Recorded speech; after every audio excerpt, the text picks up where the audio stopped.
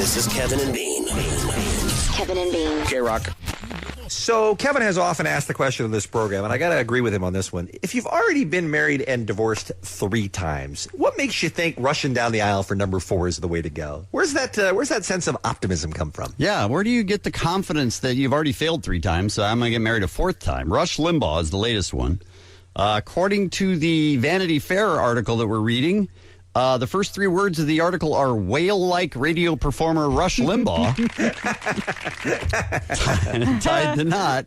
And apparently part of the story is that he hired Elton John to perform for $1 million at his wedding. That's bizarre. Now, that surprises a lot of people because they seem like they would agree on nothing, except apparently Elton John getting $1 million check. That they both agree on. So we thought, well, let's find out what happened with El Rushbo at the wedding over the weekend to his hot, young, blonde wife. And we've got him on the phone with us now on the Kevin and Bean Show. Hi, Mr. Limbaugh. How are you, sir? I am very well, my friends. How are you doing today? We're good. Congratulations on the wedding, and I'm sorry to interrupt your honeymoon here, but it's awesome that you get a chance to talk to us. Well, actually, I could use the break because I'm having so much sex, my friends, that actually I was dehydrated. It gives me a chance to get some liquid refreshment and talk to you fine fellows.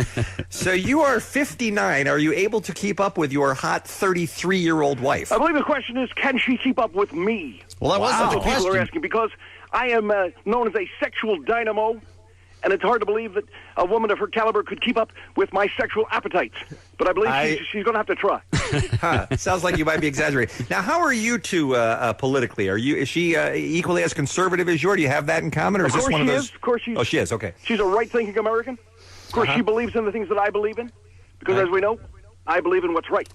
Right, sure. That's right. There are a lot of quotes that are in this article from you about AIDS and AIDS-related topics where you say it's overhyped and absolutely. I think like 3 people have AIDS. Right, okay. So to us, it was odd that you hired an openly gay entertainer like Elton John. Well, it's true. I do not care for the gays. Right. I'm not familiar with Mr. John's work. Oh, you're not? I do not own any of his records. Well, how do you not know of Personally, him? I wanted to have Rascal Flatts perform at the wedding.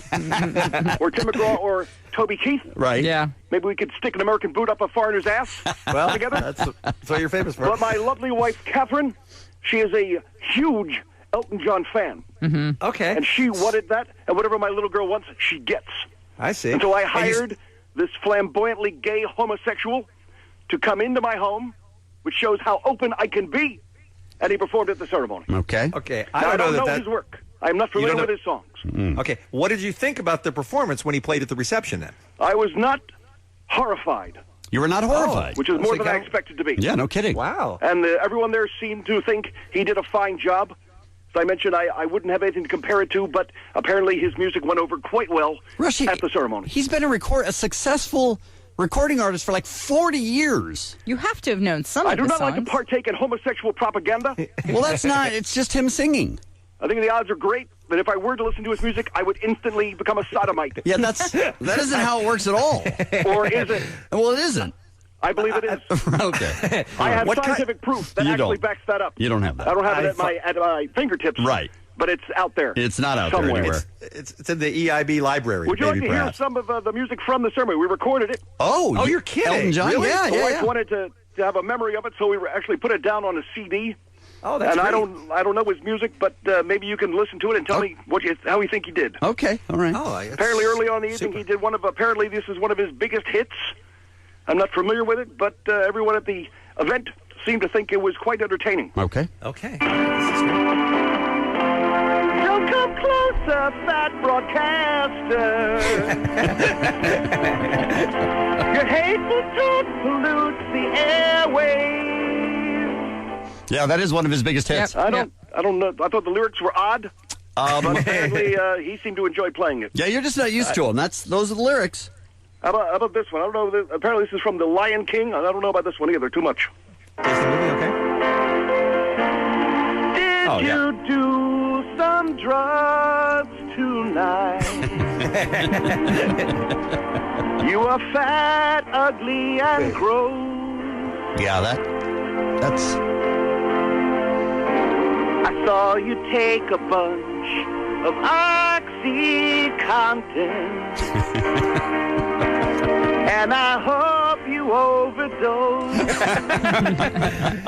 So we were wrong, and Elton John was the perfect choice to play your reception, apparently. So some of those lyrics were coincidental, but I was assured by Mr. John that that song was released years before he ever met me. Yeah, it was a long time ago. Yeah, it has nothing to do with you. This was the last one he did, and I actually knew a little bit of this song. I remember when Princess Diana passed. All right. He did this Candle in the Wind song. Yes. Oh, yeah, Very, very popular. popular. Yeah.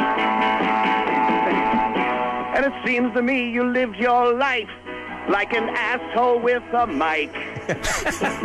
Spewing lots of garbage that I didn't like. And I would have liked to tell you that you're a big fat fake. And when you weren't looking, I peed on your wedding cake. How ironic that he would write a song about a wedding. Yeah, and he what was are the performing chances? at my wedding. Yeah, and he wrote that a long, long time ago. Everyone at the party seemed to think he did a great job. Yeah. Hell of a reception. Thanks, Rush. Nicely done. What about cleaning it up, The Kevin and Bean Show. improving it morally, Okay, bend over. maybe taking the wiggle out of it? Kevin and Bean. Weekday mornings on K-Rock.